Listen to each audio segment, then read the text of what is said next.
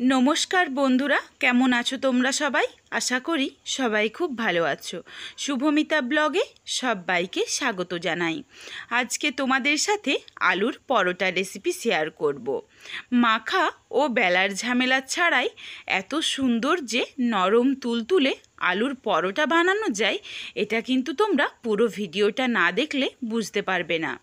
बाड़ीते अवश्यई एकबार एइभावे आलुर परोटाटा बानिये देखो, भीषणई सुस्वादु हय खेते। रेसिपिटा केउ स्किप करो ना, स्किप करले किन्तु अनेक किछु मिस करे जाबे। कन्टिन्यू करते थाको, आशा करी रेसिपिटा तोमादेर भालो लागबे। ताहले चलो आर कथा ना बोले रेसिपिटा देखे नेওয়া যাক।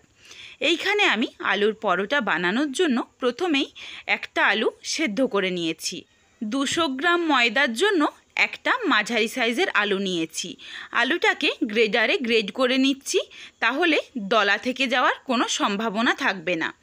সুন্দরভাবে দেখো মাখা হয়ে গেছে, একটুখানিও দলা নেই।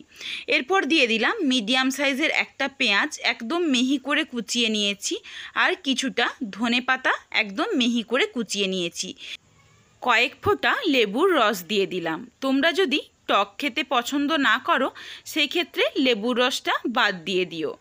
আর দিলাম হাফ টেবিল স্পুন জোয়ান। জোয়ান দিলে কিন্তু খুব সুন্দর একটা ফ্লেভার আসে।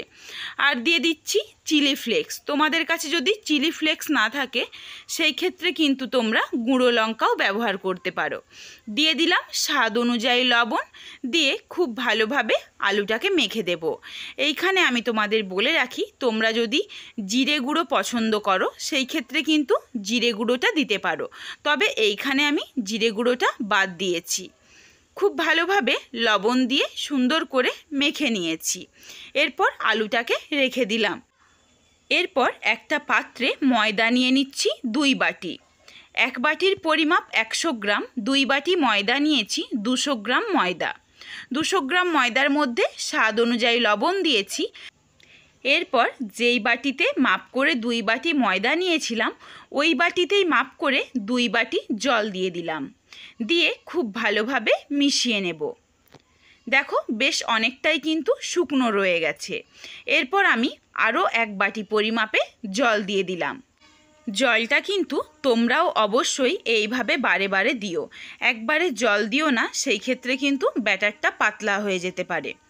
তো আমি 2 বাটি ময়দার জন্য 3 বাটি জল দিয়েছি। আরেক বাটি জল রেখে দিলাম। এইটা বারে বারে যদি লাগে তখন আমি দিয়ে তোমাদের সাথে শেয়ার করে দিচ্ছি। তো দেখো আবারও 1 বাটি জল নিয়ে সামান্য একটু জল দিয়ে ভালোভাবে ফেটিয়ে নিচ্ছি, কারণ আমার মনে হচ্ছে ব্যাটারটা বেশ ঘন হয়ে গেছে, আলুটা দেওয়ার পর ভালোভাবে মিশবে না, এই জন্য আমি একটু জল অ্যাড করেছি। এরপর আলুটা দিয়ে আবারও খুব ভালোভাবে ফেটিয়ে নেব। ফেটানো খুব ভালোভাবে 10 থেকে 15 মিনিট ধরে এই কাজটা করতে হবে, তাহলে কিন্তু পরোটাটা খুব বেশিভাবে নরম হবে। খুব ভালোভাবে দেখো ফেটিয়ে নিয়েছি।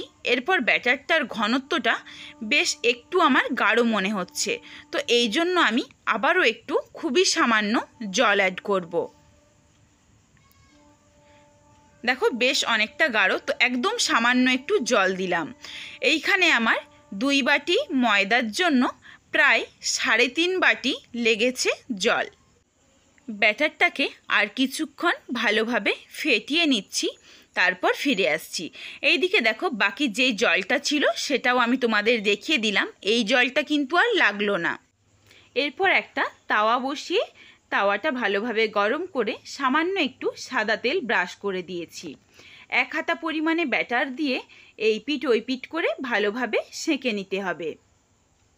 এই সময় মিডিয়াম টু হাই ফ্লেমে করে সেঁকে নিতে হবে পরোটাটাকে। 2 পিঠ ভালোভাবে সেঁকা হয়ে গেছে। এরপর সামান্য একটু সাদা তেল দিয়ে উল্টে পাল্টে লালচে রং ধরিয়ে তুলে রাখবো।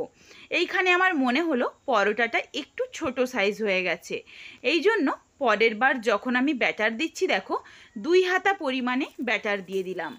সুন্দরভাবে দেখো এটা ফুলে উঠছে। 2 পিঠটা সুন্দরভাবে যখন সেঁকা হয়ে যাবে তারপর দেখো অল্প অল্প করে কিন্তু ফুলে উঠছে পরোটাটা।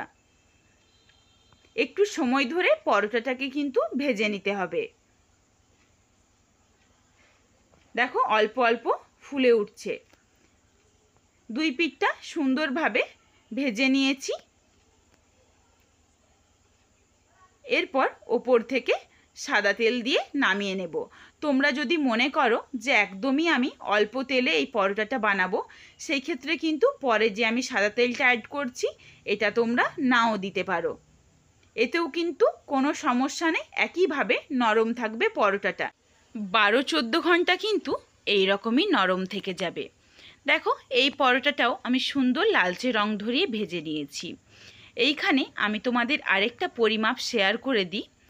তোমরা 200 গ্রাম ময়দা আর একটা মিডিয়াম সাইজের আলু দিয়ে কিন্তু 6টা পরোটা বানিয়ে নিতে পারো। এরপর তোমরা তোমাদের পরিবারের সদস্য অনুযায়ী ময়দার পরিমাপ বাড়িয়ে বা কমিয়ে নিও। তো এইখানে দেখো এই পরোটাটাও আমার সুন্দর লালচে রং ধরিয়ে ভেজে নিয়েছি। বাকিগুলো ভেজে তারপর আমি ফেরত আসছি।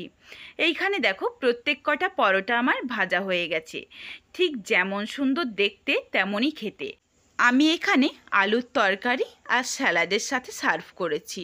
তোমরা চাইলে কিন্তু এটা সস আর স্যালাড দিয়েও খেতে পারো। অবশ্যই নিজেদের পছন্দ অনুযায়ী যে কোনো কিছুর সাথে কিন্তু এটা দেওয়া যায়। তোমাদের সাথে দেখো একদম ভাঁজ করে কেটে শেয়ারও করে দিলাম ঠিক কতটা নরম তুলতুলে হয়েছে। আমার এই আলুর পরোটা রেসিপিটা তোমাদের কেমন লাগলো কমেন্ট করে জানাতে ভুলো না কিন্তু। যদি ভালো লাগে লাইক করো, শেয়ার করে বন্ধুদের দেখার সুযোগ করে দিও। তোমরা যদি এই রকম নিত্য নতুন রেসিপি আরও পেতে চাও তাহলে অবশ্যই আমার চ্যানেলটিকে সাবস্ক্রাইব করে পাশে থাকা বেলটি অন করে অল নোটিফিকেশান অন করে দিও, যাতে আমার প্রত্যেকটা রেসিপির নোটিফিকেশান সবার প্রথমে তোমাদের কাছে পৌঁছে যায়। আবার শীঘ্রই হাজির হচ্ছি নতুন কোনো এক রেসিপি নিয়ে। পরবর্তী রেসিপি দেখার আমন্ত্রণ রইল। পুরো ভিডিওটা দেখার জন্য অনেক অনেক ধন্যবাদ রইল। আজকে আসি।